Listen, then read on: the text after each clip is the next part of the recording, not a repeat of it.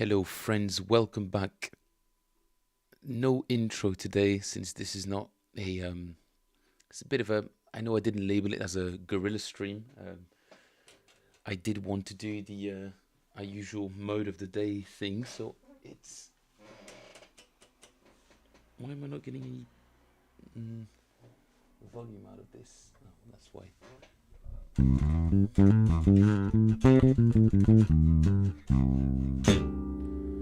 She's live. Welcome back, guys. Welcome back to Phil Plays Bass. Special episode, just because I didn't really plan much, and I just wanted to touch base with one of our dear viewers' submission earlier today, and I thought it would be an interesting thing to get a little bit of a back and forth going with Mike. But we'll wait until Mike is back in his house. I'm just gonna go through my usual motions for the evening, and since it is 9 o'clock in Belgium, so we're gonna start small and chilled. Well, small and chilled, since this is my practice session and I'm a bit more comfortable with some of these exercises. If you're a beginner, do let me know in the chat, guys. Introduce yourselves, and if you've got any, if you're looking for any tips, any kind of advice whatsoever, do let me know in the chat, and I'd be more than happy to talk about what I'm doing and how I'm doing it and how I got there. So that's it. That's the instruction, essentially, the documentation for you guys to get the most out of this streaming experience. So what am I going to do first? Put a click on. Lovely. You guys should be able to hear that. Nice and tight. And start with this relatively simple exercise. Like I said, I gave the truss rod on my jazz bass a bit of a twist. Not more than a quarter, guys, I promise. It was somewhere between an eighth and a quarter turn. And I've just let it rest for the last couple of days. So it is getting a bit buzzy. I'm really trying to hone in on the settings on this bass, because yeah, she's been through a lot over the last 10 years, and she deserves a bit of attention. So the exercise is simple in theory. We're going to play E flat, A, F, and B on the G and D string, the D and G strings. So first string, second string, and then mirror that, and our fingers are going to switch position, like so. So E, A flat, C sharp, B flat, or G flat, B flat.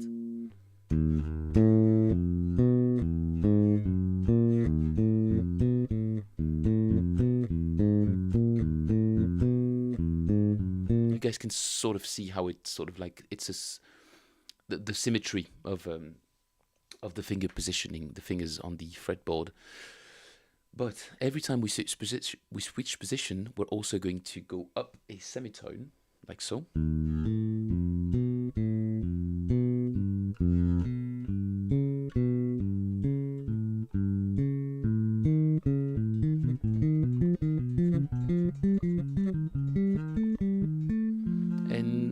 By the time we get to fret 15 or so, we're going to go down, essentially fingers 4, 3, 2, 1, again following the same pattern.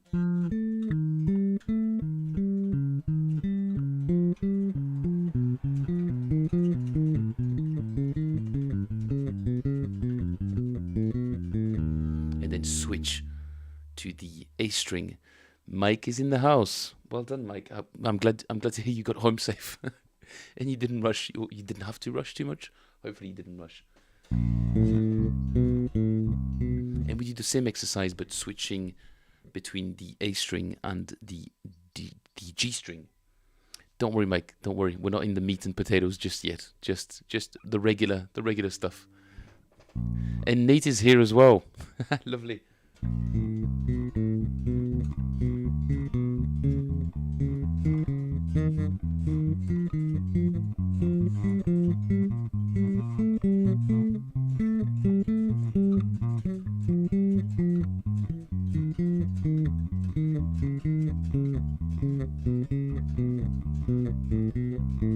And then switch between the E string and the G string.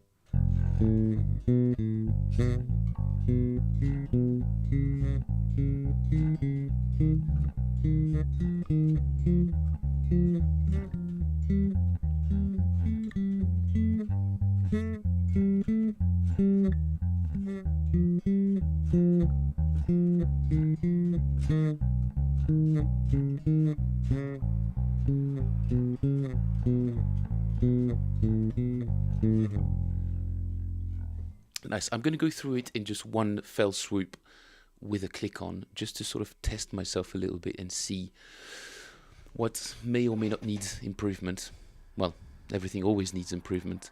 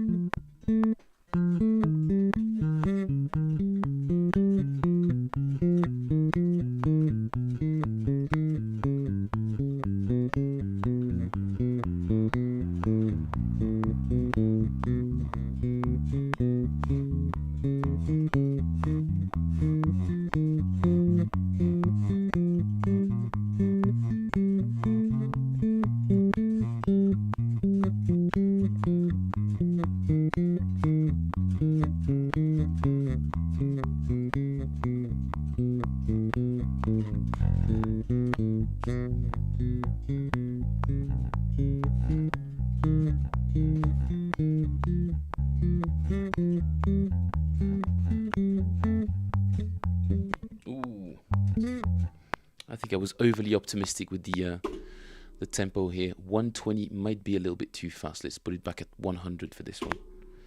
3, 4.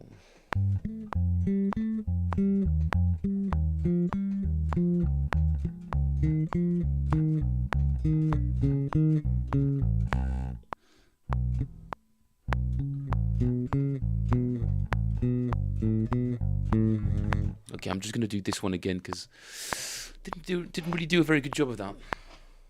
3, 4.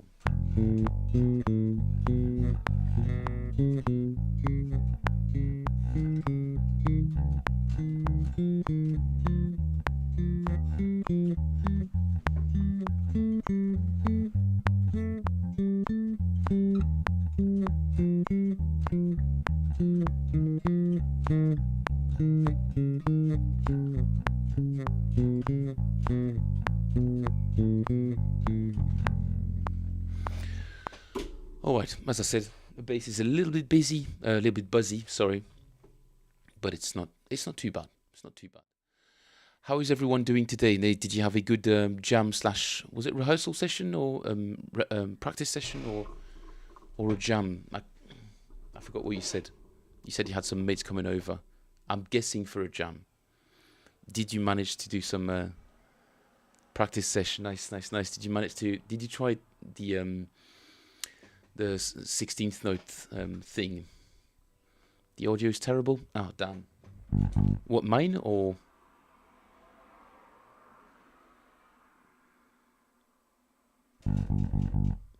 I did move a few things around today. Hopefully that's not affecting. Oh, okay, yeah.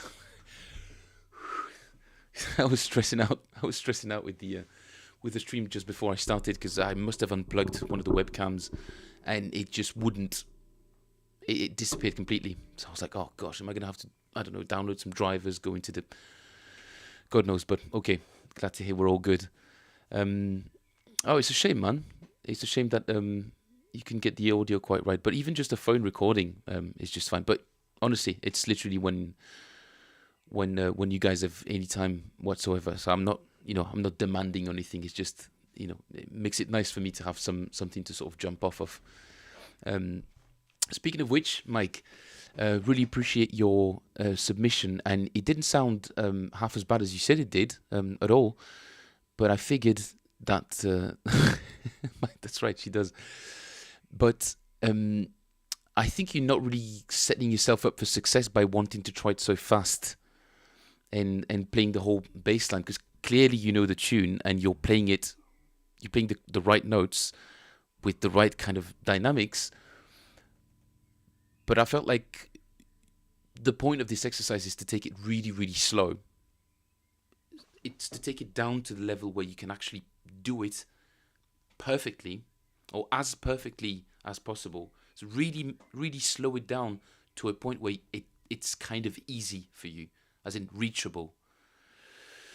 And you don't have to think about it too much. It's literally just the correct tempo for you to play this at. So even if it has to be just a very, very leisurely, taking the example of another one, Bites the Dust, the 4.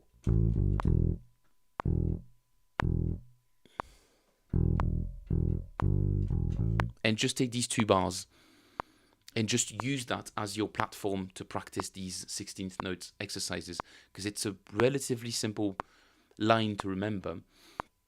And by taking it down to a really, really slow tempo, you can sort of think through all the notes that you have to, all the ghost notes you have to inject in there. So really take it super slow and start off with just playing the riff on its own, without trying anything else, just playing it slowly.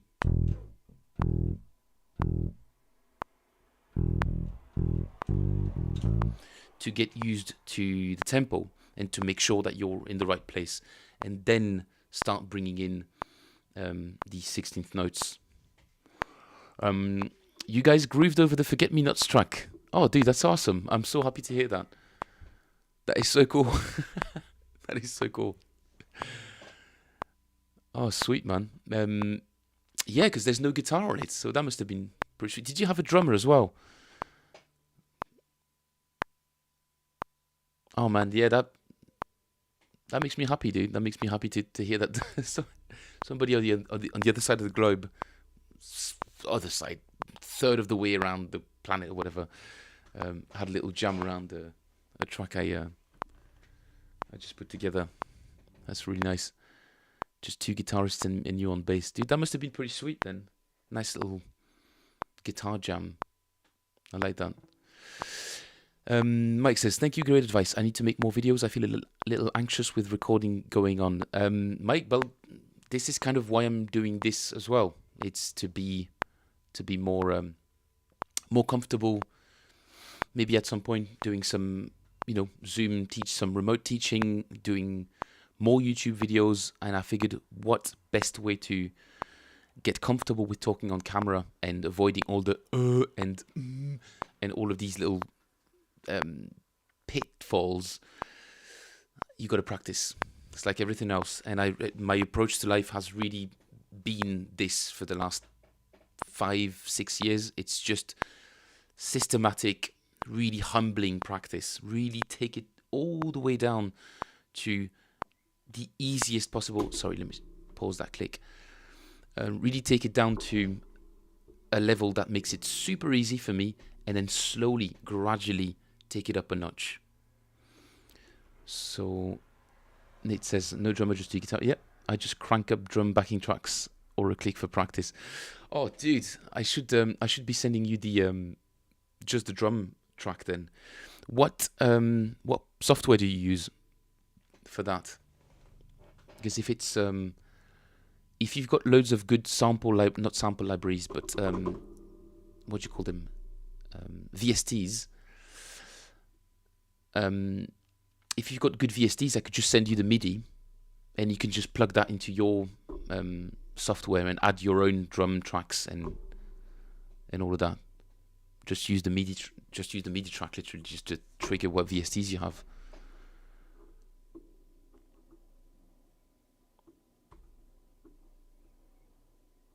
Sweet, I like that. Pretty cool. Moises. C# minor. Wait, what?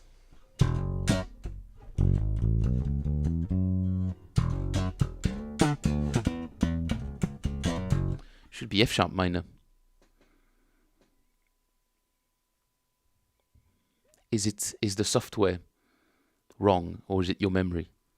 It's got to be one, because I think it's in F# minor. Yeah.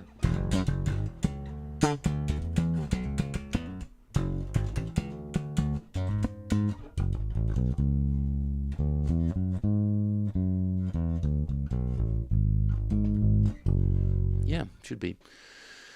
I've never heard of Moises. It's supposed to be noises, right? I suppose. Oh, fair enough, dude. Okay, yeah. I see what you mean. It literally just digests any kind of track and just makes it. Yeah. That's pretty cool. Yeah, it seems like a pretty useful tool. Yeah, gonna have to check that out. So, Mike, if I'm just quickly going back to that little example, in your second video, I could see that you were putting on the a click in the background from the app. Sadly, I've double checked it today actually. So the tempo that the metronome, my app, the tempo that it gives you is correct. It doesn't change. I've let it run on 120 BPM with my Logic clicking at the same time. It doesn't move, but at times there's a tiny fraction of a delay between the software being able to play the sound and the sound actually coming out, and that seems to be accentuated on tablets and phones because I programmed it in a language that's 100% sort of desktop web page type thing, and when it's on tablets and phones, there's a slight delay that makes it swing a little bit. And I thought I could hear it on the recording that you sent. But besides the point, always practice this kind of stuff with a click for sure. Not at first. At first, get acquainted with the exercise. So like I'm going to do now. So if I'm playing this, another one bites the dust track, and I'm just going to play 16 notes without thinking too much about pauses and note length, all of that. So.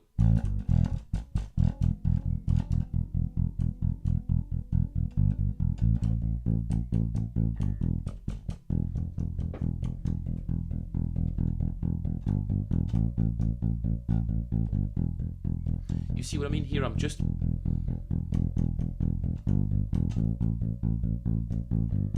playing 16th notes all the way through the riff without any consideration for groove or note duration whatsoever. And then when I get comfortable with that and I kind of know where I'm starting to hear where the silences should fall,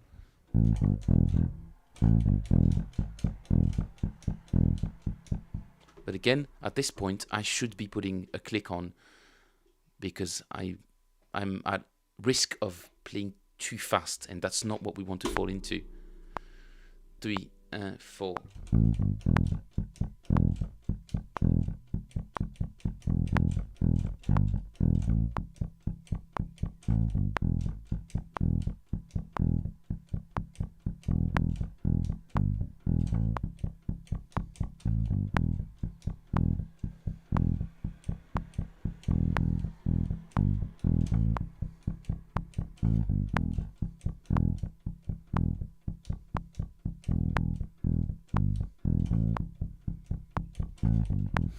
And I appreciate that you went to the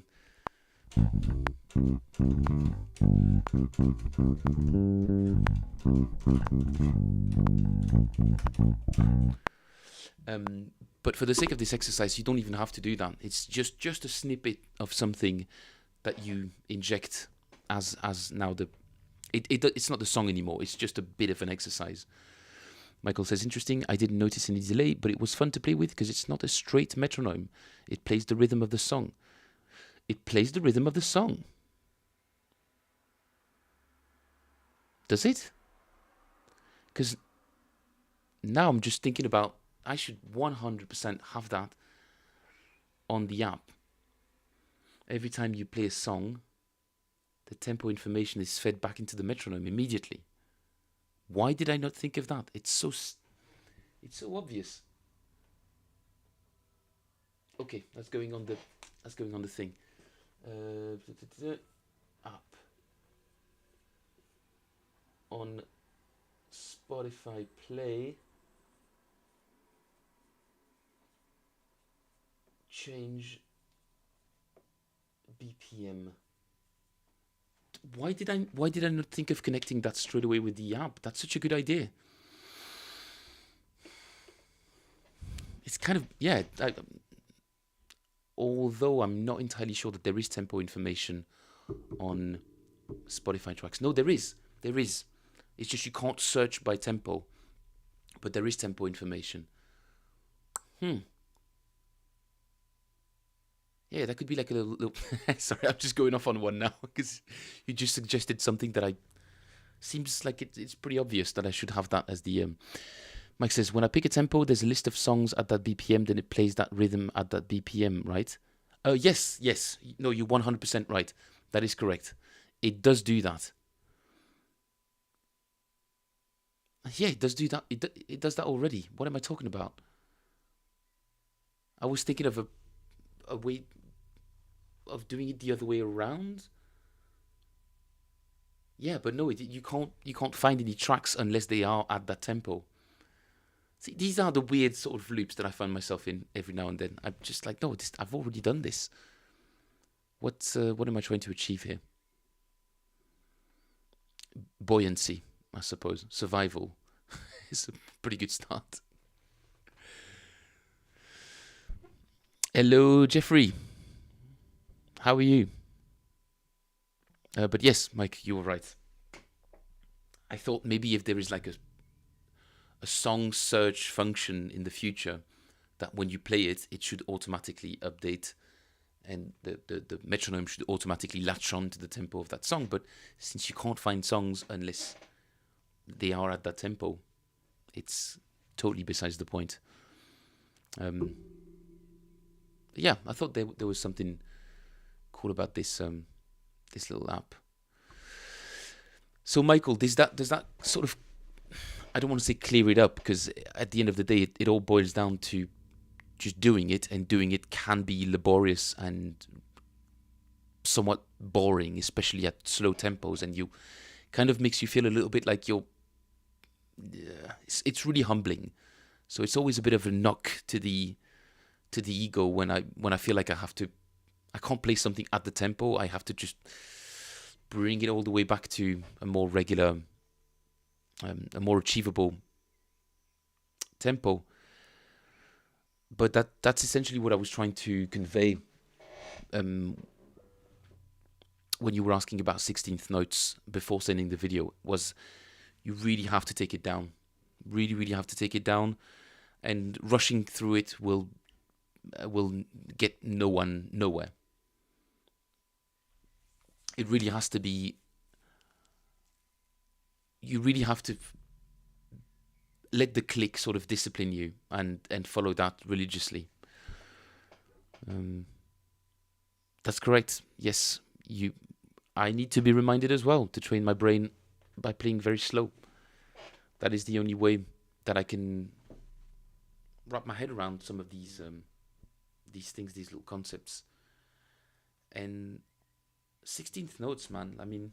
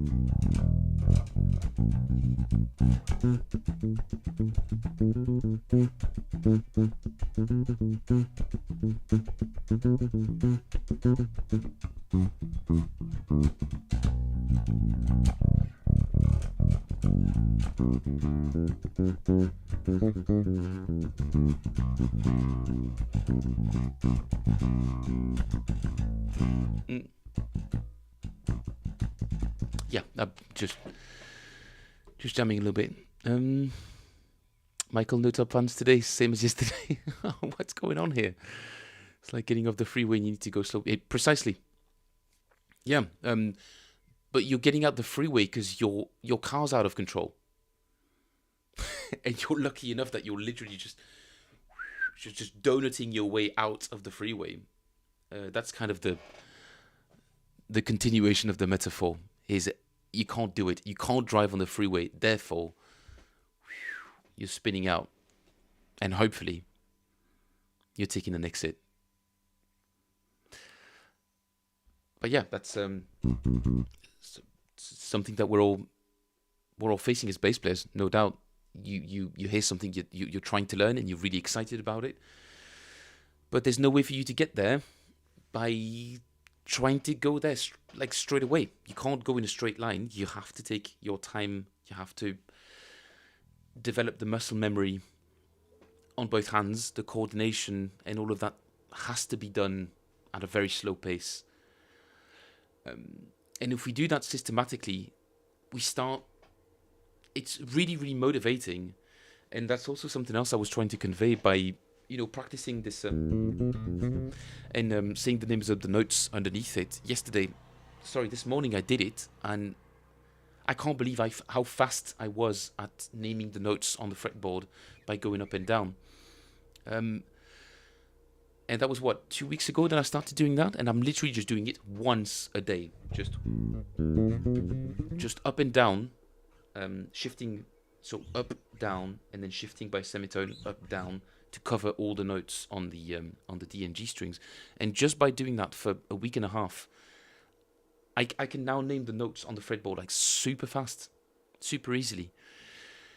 And noticing the difference between previous you and the new you is what really fuels that engine of practice. And if you try to jump ahead, it's horrifically demotivating, in fact, because one day you'll be recording a video of yourself trying to, you're super proud that you just learned, Victor Wooten solo or whatever, some kind of slapping thing. And then you try to play it on your own on video and you're like, oh, this sounds horrible. I actually cannot do it. I can't put this out there. So you feel really demotivated because there's a huge gap between the perception that you have of yourself and your actual capabilities. Whereas if you systematically take it up the ladder slowly, gradually, then you're literally just guaranteeing that you get ego boosts and motivational and boosts in discipline and motivation every week or so. So that's my little soapbox moment, guys. There has to be one every other day or something. I have to just get on the soapbox and come on, guys, let's practice can be fun. I certainly like it, and I like it not because it's pleasant when I'm doing it, but I like the results. Therefore, I've now associated practicing with fun, because it gives me, that sort of delayed gratification thing, and it's a very pleasant loop to find yourself in,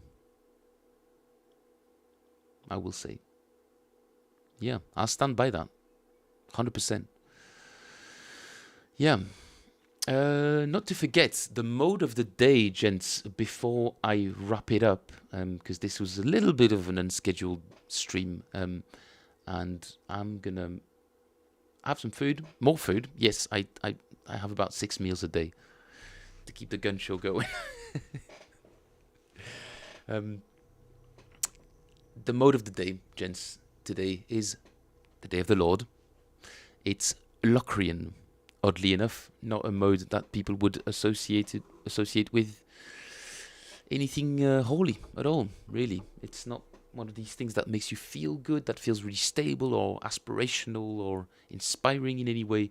It's weird, angular, and frankly mysterious and a bit creepy.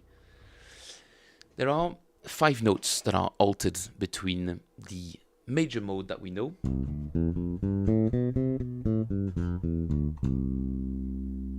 and all these notes will be taken down as semitone. That would be not the first one, but the second one is taken down as semitone. We've got a flat 9, we've got a flat 3rd, we've got a 4th, flat 5, flat 6, flat 7.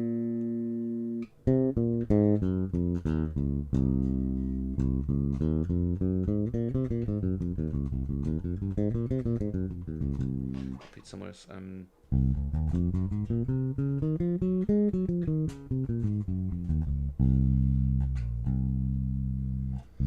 And it gives us, if we take the notes 1, 3, 5, and 7, in order to form a chord, we get, sorry, in C, not B.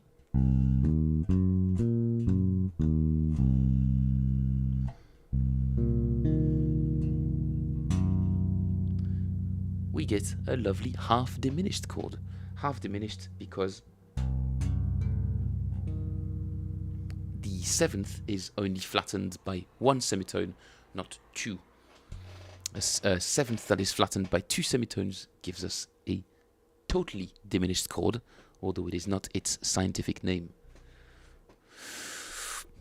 That is the mode of the day. Locrian is the 7th mode, the last mode of the week, the last mode of the scale, the last day of the week. Tomorrow we're ready for a fresh week, guys. And I want to, I know I keep saying that all the time, I want to be able to stream for longer periods of time, like hour and a half, 2 hours would be nice. Because I really want to get good at this and be able to deliver like a consistently interesting or entertaining hour and a half, full of questions, full of people saying random things and me being able to bounce off of that. And the only way to get good at anything is to do it all the time, relentlessly. It was the Locrian, Mike, I forgot to mention. Yes, the newly christened Locrian mode. So there we go.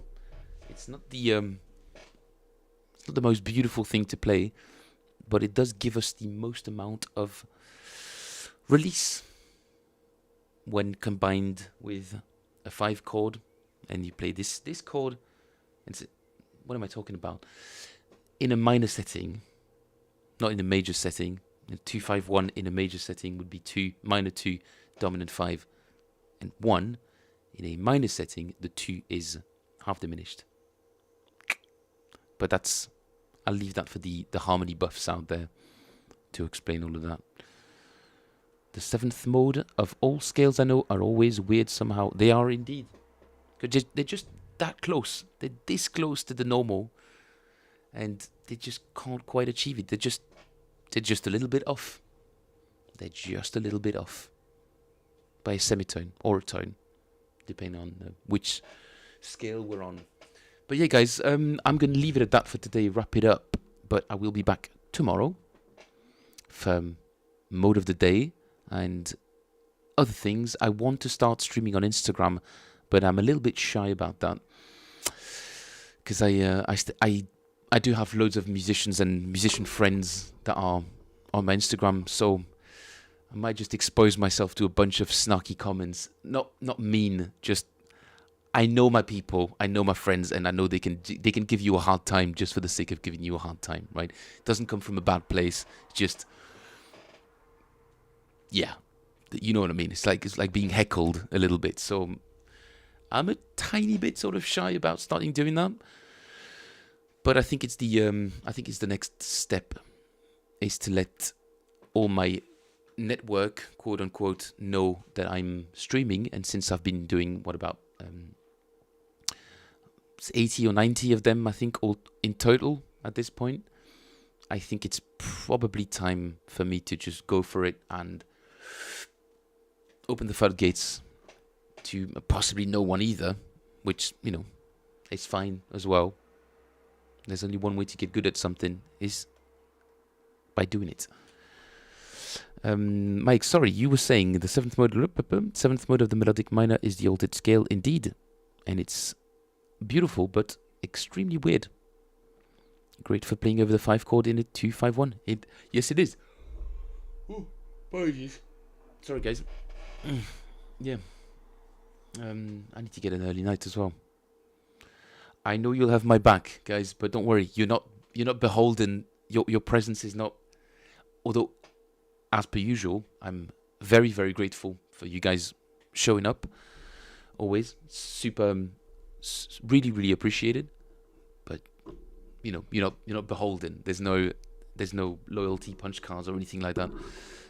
Although I do try to give you guys as much material as I can, for just, for fun, just what Nate said earlier. Just me and my mates, we just jammed over that track. I don't know. It just feels nice. It's a really nice feeling to know that you can just dispatch things into the universe, and then somehow somebody in Indiana is going to be jamming to a little backing track I made of a track I didn't write myself.